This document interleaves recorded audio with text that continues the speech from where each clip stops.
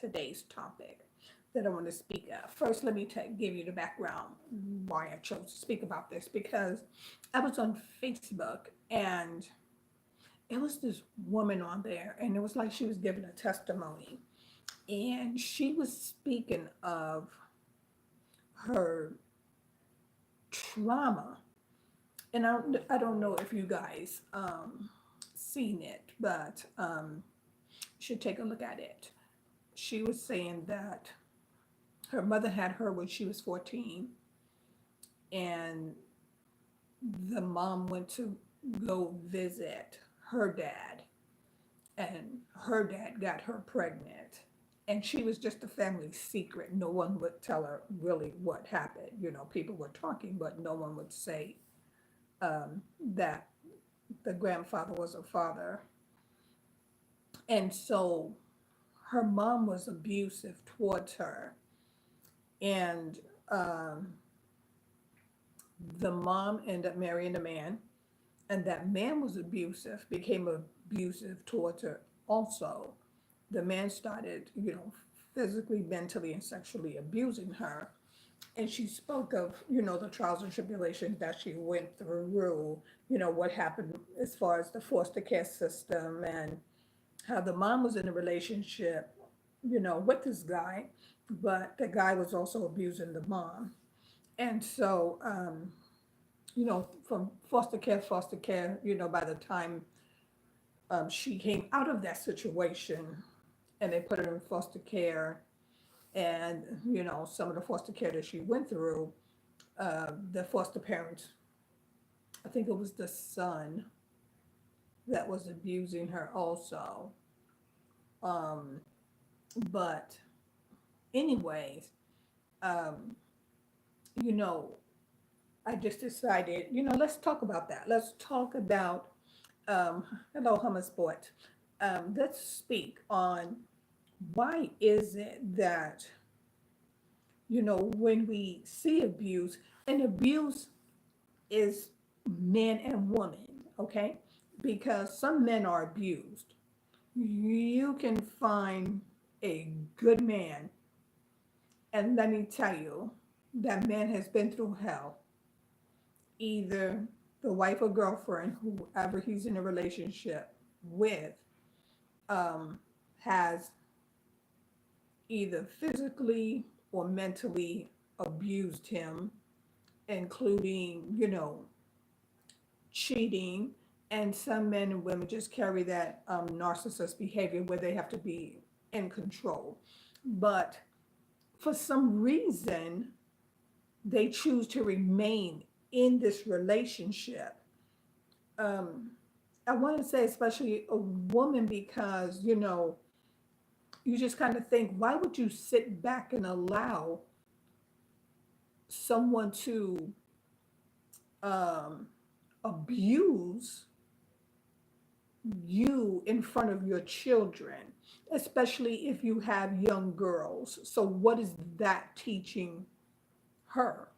Because what we see when we're young is that shapes our lives when we're older. So, if all we know is an abusive relationship, then we tend to seek that abusive relationship. Just one second, I need to reject this call. And so I did a little research because, those that follow me know when I don't know, I will research.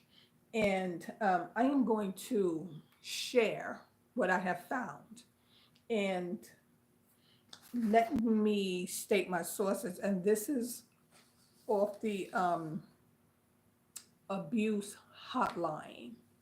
Okay. And so this is what I type in: why people stay in abusive relationships. And this is what I found. Okay. So it says it's not as easy as simply walking away. And, I just found that strange. People that have not been in a abusive relationship really don't know the ins and outs of an abusive relationship. So I'm speaking as an outsider because I don't know what it's like to be in a abusive relationship. Um, I am just one that how I met you, and if you tend to change first month, second month, third month, fourth month, I really don't care. I'm out. Okay, so but that's not always the case with everyone. So it says, a woman wonders why people stay. Why do people stay? A woman wonder why. An abusive relationship are extremely complex situations, and it takes a lot of courage to leave. Abuse is about power and control. When a survivor leaves their abusive relationship, they threaten the power and control their partner has established over the survivor's agency, which may cause the partner to retaliate in harmful ways. So, with that, um, I just wonder, like, my God, what are, we as people, man, woman, doesn't matter. What are we thinking when we start to believe that love equals power? I don't know. But as a result, leaving is often the most dangerous period of time for survivors of abuse. To me, the abuse, the crime rate, the death rate that's happening in these abusive relationships is alarming. Um, I want to say it's right up there, and this is just my opinion, and I may be wrong because there's people out there, that have statistics. I guess the government, I can say, and they know a little more. But to me, this is almost like the drug epidemic. It kind of rates up there because if you look in the news, like how many, especially women, it's happened with men and women, but women, when they decide that they are leaving, you know, like the controller, the person that's in control, the abuser, it's almost like they're walking up on them and causing so much harm that they never do come home. They never see their family members again. It's like they go from that moment, that place and time, from there to the grave. And, to me, it's like a person that's doing drugs. If you don't stop, wherever or whenever you last touched that drug is where they will find you. So you go from, I don't know, that house, that apartment, that plane, who knows? You go from there to the grave. So to me, that rates right up there. Now, beyond the physical risk of leaving an abusive situation, there are countless other reasons why people stay in their relationship. No matter the circumstances, survivors deserve to be supported in their decision making and empowered to reclaim control over their own lives. Common reason why people stay in abusive relationships include the very first, guys. I don't know if you can see it. It's fear. It's fear. Um, a person will likely be afraid of the consequences if they decide to leave their relationship, either out of fear of their partner's action or concern over their own ability to be independent. And I just I don't understand. Like I said, I've never been in an abusive relationship, but sometimes I just wonder, like, if things started to change, why not get out in the beginning? And, during that time, did you see abuse as a child? And so you view that as being a normal thing? There's just a lot of questions out there. And the second one says normalize abuse. If someone grew up in an environment where abuse was common, they may not know what a healthy relationship looked like. As a result, they may not recognize their partner's behavior are unhealthy or abusive. And I want to say, growing up, when I was growing up, really, um, I know some people that really thought that if this man was not going upside your head, that he didn't love you. So, I can identify that part because I just didn't understand it. Hit me once, I have to react, and when I react, I have to leave, okay? Because it's only two things that's going to happen here. Now, shame is the third one. It can be difficult for someone to admit that they are being abused. They may feel that they've done something wrong, that they deserve the abuse, or that experience abuse is a sign of weakness. Remember that blame shifting is a common tactic that their partner may use and can reinforce a sense of responsibility for their partner's abusive behavior. And that right there, really, these three right here is heartbreaking because this is the first time that I have really ever looked up why would a person stay in an abusive situation. And shame, like, I guess it's easier said than done, but why would you feel ashamed to tell someone that this person is abusing you? Like, how many times have we turned on the TV and you just see, oh, this here person went to leave the relationship and, the boyfriend threw some hot water, or the woman cut off his penis. There's always something there. And you just sometimes you sit back and think, like, why didn't you leave? Why? And, I don't know, to contribute that to low self esteem. But like I said, a lot of times we are born into it. So to us, it is normal to equate love with pain and fighting, and um, it's sad.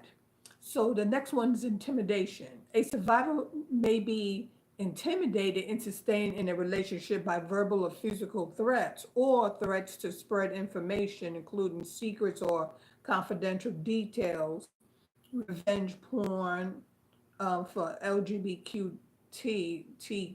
sorry, plus people who haven't come out yet. Threats are out of someone may be an opportunity for abusive partners to exert control. And that right there, intimidating someone. This is what I think, and this is just my thought. When you sit there and try to intimidate someone, like, that means to me that someone's done it to you and you were a victim. And so, you know what they say, hurt people hurt people. So we just keep passing this on, like, someone intimidated me and someone threatened to, you know, this is happening a lot, whatever you do in your bedroom, and then you allow your partner to record it, and then something goes wrong. Now this person is ready to just out you, to say, oh, she like it like this or he like it like this, and now next thing you know, there's video out there and they're blackmailing you. So I can see this. I can see this. Low self-esteem. After experiencing verbal abuse or blame for physical abuse, it can be easy for survivors to believe those sentiments and believe that they're at fault for their partner's abusive behavior. You know what? Even on some of my, what do they call it? Streams, I guess, they just pop up on your uh, Facebook timelines. And some of them were movies that, um, the man or the woman would say, I try to apologize, but you wouldn't accept my apology, and that's why I'm so mad. There's always an excuse. Now it's like it's your fault. your fault. You did this to me. Had you washed my clothes, or you did this to me, you know, if you didn't go through my phone, I wouldn't be going upside your head. So that is right there. We have to be very, very careful of, and I can see that lack of resources. Survivors may be financially dependent on their abusive partner or have previously been denied opportunities to work, a place to sleep on their own, language assistant, or a network to turn to during moments of crisis. These factors can make it even impossible for someone to leave an abusive relationship. And that is the truth. How many times do we hear that that person stayed in that relationship because they did not have their own? And this to me is a big red flag and a big no-no for a man or woman. Like, you should never enter, and this is me speaking for myself and sharing my views. You should never enter a relationship whereas you have to depend on someone to keep a roof over your head, food in your stomach, money in your pocket.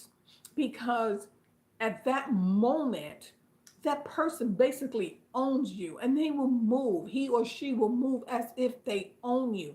Sometimes you get into these relationships where you meet a man or a woman and they're really in love with you and they're trying to build a future. Like, a lot of men prefer that their women don't work. Okay. To me, if you're not going to have the money to put into that relationship, then you better have that education behind you to walk out of that relationship. Because there's nothing worse than having to sleep, what they say, what's the movie? Sleep with the enemy. You are in the house with the abuser because you have nowhere to go. And with that being said, also, do not ever enter into a relationship. And because this person bought you a car or a house or fly you here or there, you think that you have the world under your feet, but yet you just don't know what's coming for you later. And I say this to say that, I say that to say this: don't burn all your bridges. Do you know, some of us, we get a nice house and a car, and all of a sudden, I don't need nobody but my man. I don't need nobody but my man. Don't fall into that trap, okay? Now, a disability. If someone depends on other people for physical support, they may feel that their well-being is directly tied to their relationship. A lack of visible alternatives for support can heavily influence someone's decision to stay in an abusive relationship if they have a disability. Guys, this is so sad because a lot of times you see people in these relationships that have disabilities and they're being taken advantage of. So, um, to me, if you see any abuse and someone's not saying anything, and you know for sure it is abuse, you must speak up. If you see someone with a disability and that person is being abused, then it's very important that you have this conversation with this person. And are you being abused? But if you have family and you know that your family have a disability, to me, you should always keep an extra eye out for that person. But then again, that goes to say, on the other hand, if someone is trying to reach out to you, do not, and you have any type of disability, well, to me, you have a disability if you choose to stay in that type of relationship. That is a disability. Something is just definitely off and something is definitely wrong. But try to stay in contact. Silence is not the answer. Silence is not the answer. And someone trying to make it seem like they're mistreating you because you did not cook a meal or you came home late, that is not the answer. And I think a lot of this abuse happened because people tend to stay in that relationship way too long. And let me tell you, they're not going to wait. Oh, I'm going to wait a year before I show my true colors. It just starts seeping out. And then, oh, I forgive him. Oh, I forgive him. Oh, he said he'll never do it again. Third time, he said he'll never do it again. Fourth time, she said she'll never do it again. And it's like repetitive over and over and over. And you're arguing about the same thing over and over. Like, the old saying, don't let the grass grow under your feet. Get out of there. Immigration status. Guys, this is a big one. This right here, this is a big one. This is a big one. People who are undocumented may fear that reporting abuse will affect their immigration status. If they have limited English proficiency, these concerns can be amplified by confusing and convoluted legal system and an inability to express their circumstances to others. Now, I know, there are people that, they just don't want to say anything because they're afraid of being deported, and it is held over their heads. If you don't do this or you don't do that, I'll take my children and I'll report you and you have to leave the country. To me, those ones are abused the most because you are in a foreign land. You're in a foreign country that you really don't know the laws, and whatever is going on in your country, and everyone's just so happy and proud to get over here to America, the home of the free, the land of the free, and the home of the brave, and it's opportunity and happiness. Sometime, that perpetrator will look for someone that's looking to stay here in this country. And I want to say they suffer a lot of abuse because they're not going to say anything. And they're afraid of the police because, they entered into this country illegally. So whatever's going on, they tend to, maybe male or female, they will hide the abuse and they will take it.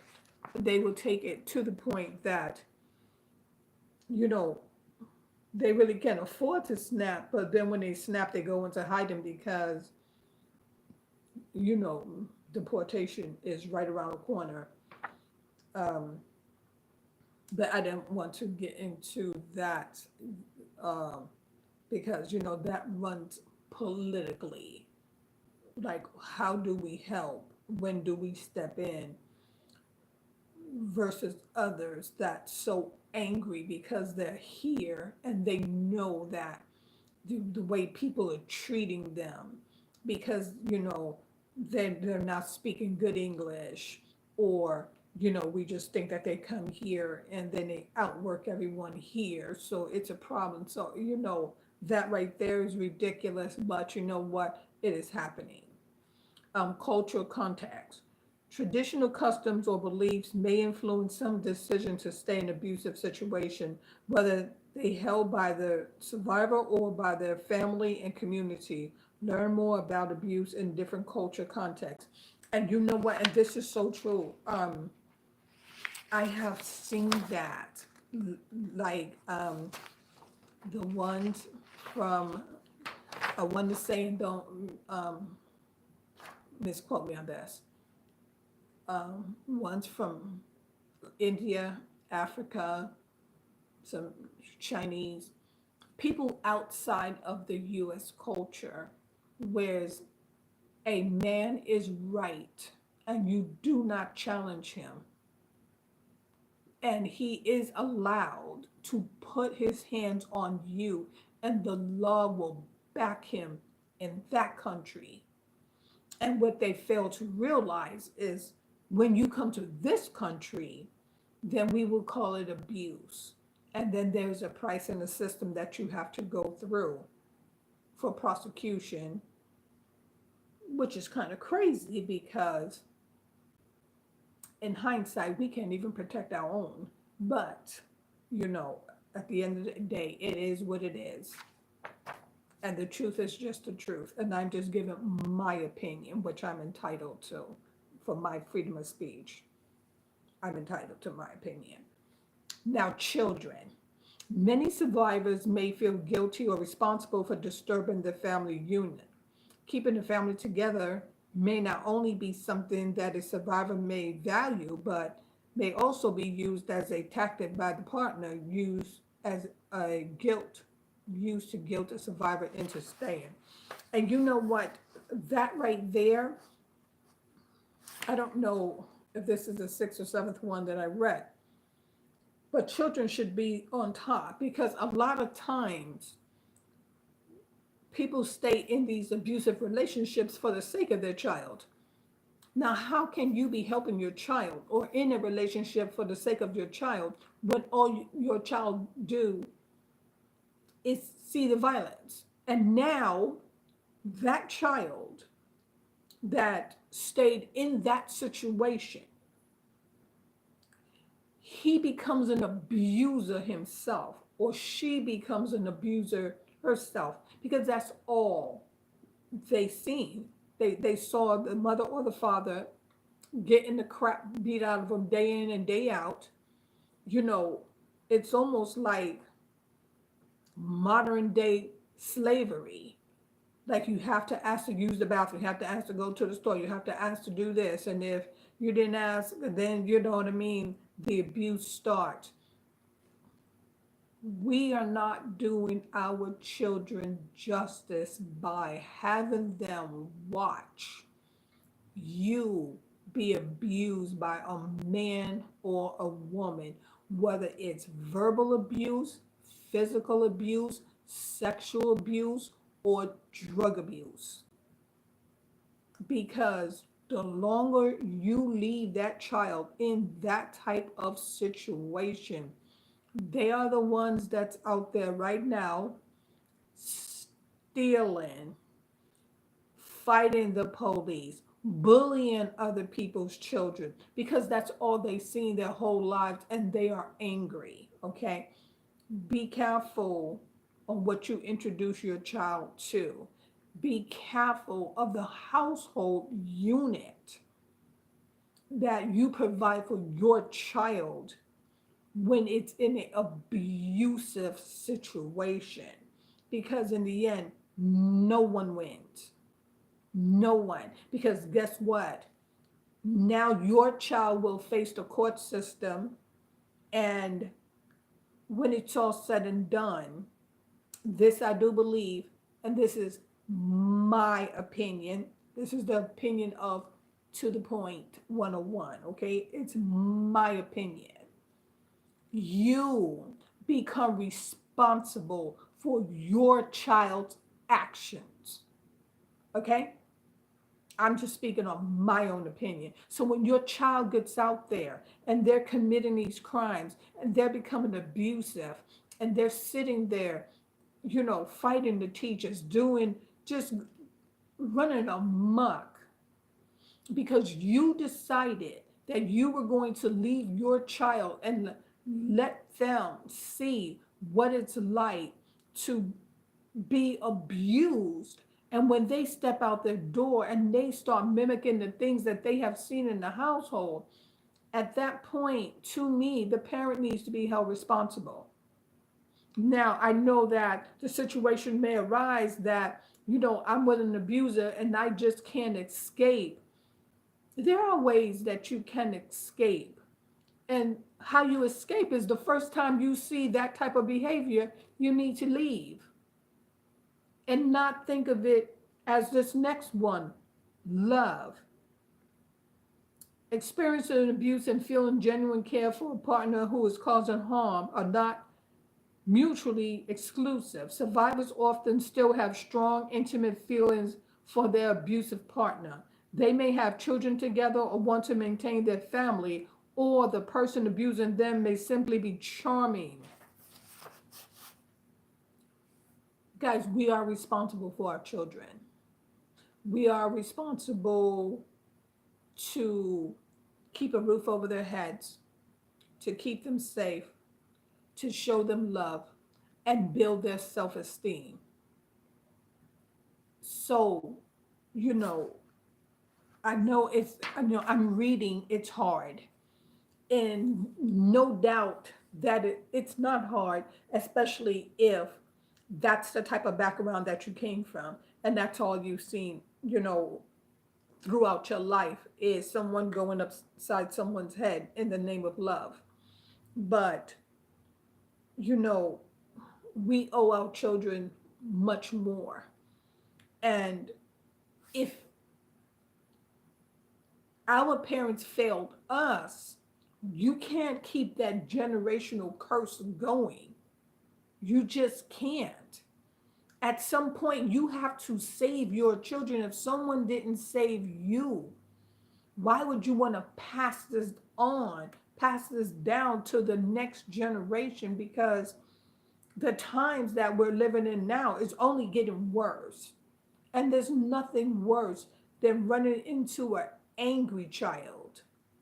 Sometimes I used to look at some of these children and kind of know the background, and it just broke my heart. Some I reached out to, and you know what I mean? I tried to help as much as I can, especially when I knew the situation that was going on in the household. And the sad part about it is the very people that you're helping, they will be the ones that turn on you.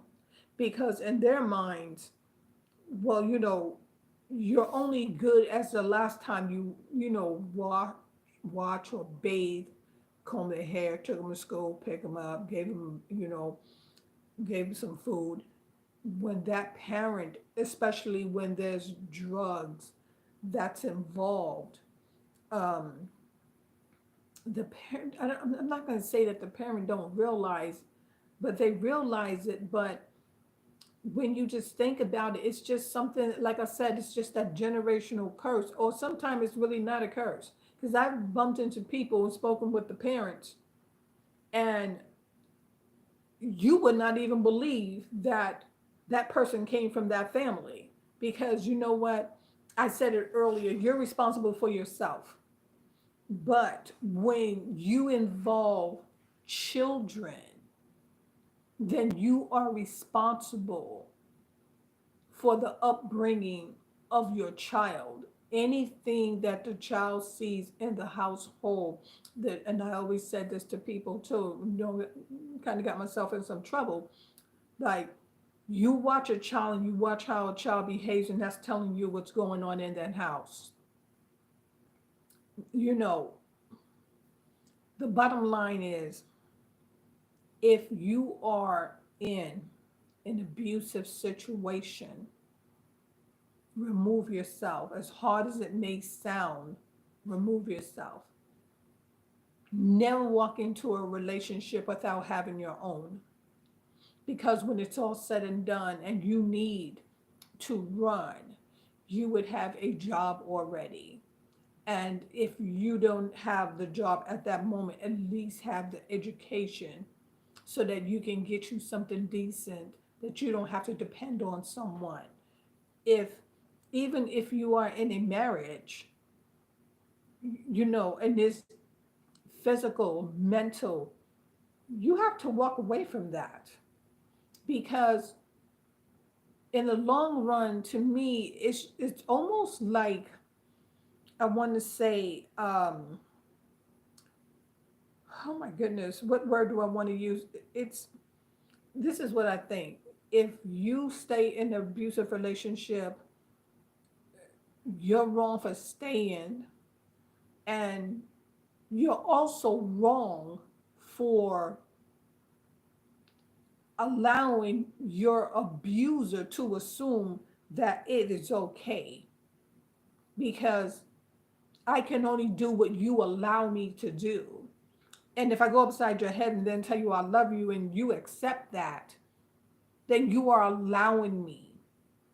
But the moment you put your foot down and say, no, you cannot do this, and I'm going to press charges, I'm leaving, and I follow through, then I'm more likely to rethink that the next relationship that I am in. So it's like we all have to take responsibility for our actions, but at the same time, don't ever feed someone some false hope in thinking that what they're doing is okay. And when you come out in an abusive relationship, to me, if you seek help, then whatever agency that is helping you should also require that you go through some type of counseling so that you will not repeat that same behavior again. Because sometimes we see it, the trauma is there, and we walk away, but mentally it's so embedded in us. Um, we're so resentful. And, and of course, when the mind gets to moving and thinking, oh, well, people are laughing at me and I'm angry. And no, no. Once you get out of an abusive relationship, go get yourself some help. Go seek some counseling. As a matter of fact, you should go into counseling. Your children should be into counseling because that type of trauma needs to be dealt with by processing it and allowing it to let it go. And then also seeing the signs next time that you are in a relationship when it's time to just like, hit the road and run. Hit the road and run. I had someone go into my Facebook comments and say, this was the same fool. He said that I didn't know what a woman's place was.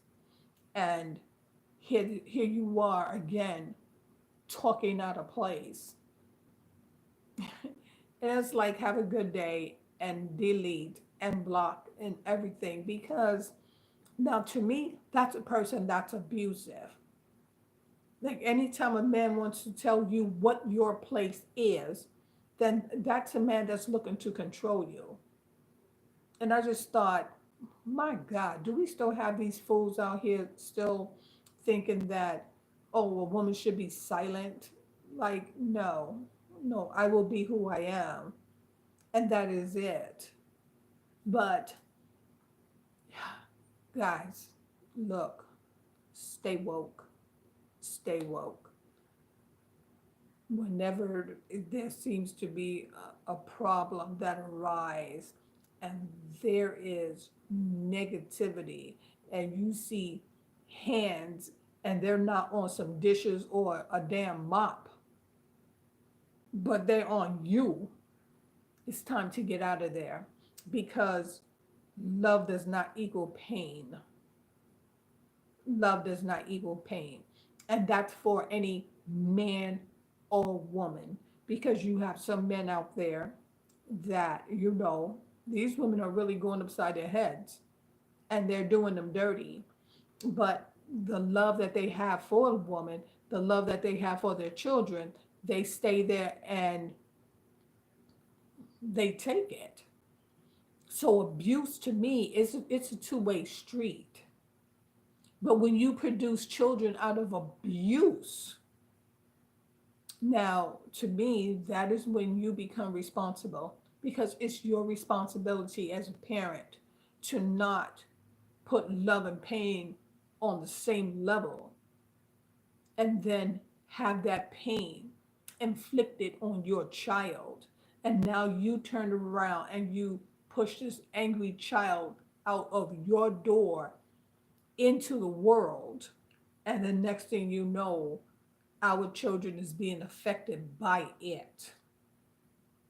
So I don't know what to say, but to me, watch who you have children with. Watch who tells you that you don't have to work, that you should just depend on them, because those are the early signs of entrapment, which will turn into abuse later. Sometimes you just get a good man or a good woman and they're going to say, hey, I got us. because I'm looking to build something with you, then those are the ones that you cling and you hold on to. Those are the ones, they were the same person that you met from day one. Those are the same people that's there, that same personality, that same person that you fell in love with. They're the same 3 months, 6 months, 9 months, 12 months, 2, 3, 4, 5, 6 years. But if you meet someone, and to me, the abuser, they're so used to having control. It's not like they're going to wait, well, I'm just going to wait a whole year before I go upside his or her head. No, you start to see the signs early because they can't control themselves. So why wait? So, that's just another subject. Like I said, to me, that's up there with drug abuse. Abuse. That's like the drug epidemic, a pandemic. I don't care. To me, I would even say um, it borderlines, the death rate. No, I'm not going to say COVID because COVID took a lot of people out, but abuse has taken half of that out also. So, this is Gail with To the Point. And like I said, if it is happening, then I will talk about it. Um, my opinion is what I stated. Um, and during my research, I got that off the abuse hotline. So it's not something that I'm just speaking out of the air. You can go and research this yourself. And, outside from the people, the wars going on, the fires, the tornadoes, or all these things going on, you know, we need to pray for the people that's feeling trapped. We need to pray that they find the answers and they find the courage to remove themselves and save themselves and their children from any type of abuse that may be happening in their homes. Okay, so thank you so much. It's Gail with To the Point. Let's talk about it. If it's something to talk about, I will talk about it. And thank you so much for joining me. I'm going to say goodbye to YouTube, and